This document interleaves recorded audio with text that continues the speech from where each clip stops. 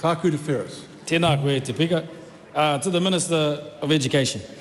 How does the proposed removal of Resource Teachers of Māori funding align with the government's commitment to Te Reo Māori revitalisation and improving Māori student achievement?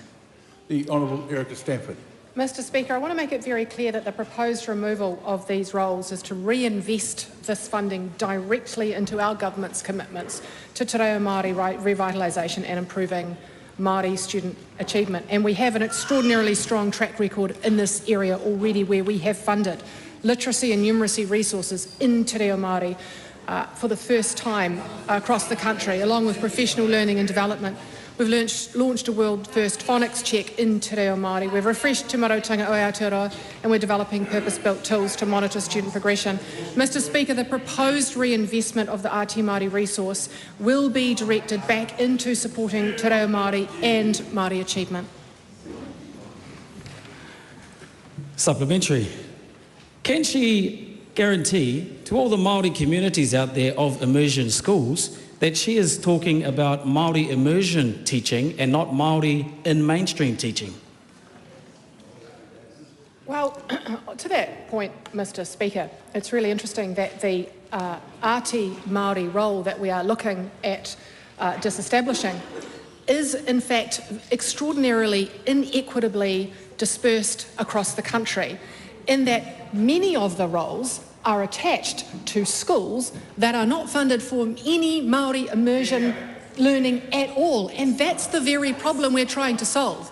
We are trying to make sure that that resource is directly invested into kura kaupapa Māori, into Māori immersion learning, and into mainstream schools where there is Māori immersion happening. And that, Mr Speaker, at the moment is not always the case. Supplementary. If the Resource Teachers of Māori roles are disestablished in 2026, as is being proposed, what specific alternative support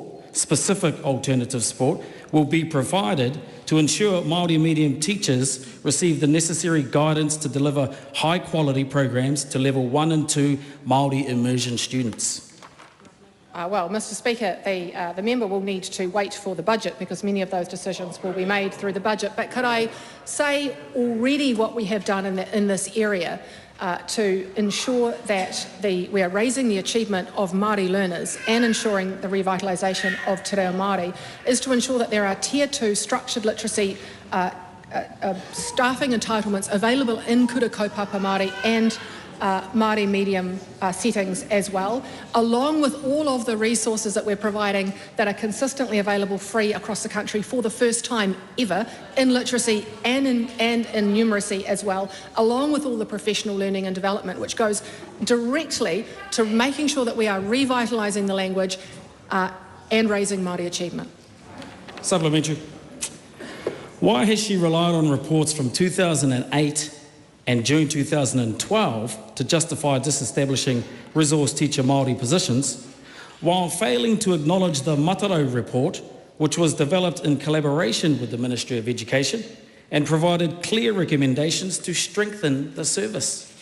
Well, Mr Speaker, I'm actually relying on a 2014 Ministry of Education report which found quality issues, including inconsistent practices across the service, the fact that the service was not equally distributed, and it found insufficient evidence of the impact based on current data reports, which means that we can't evidence a lift in student achievement.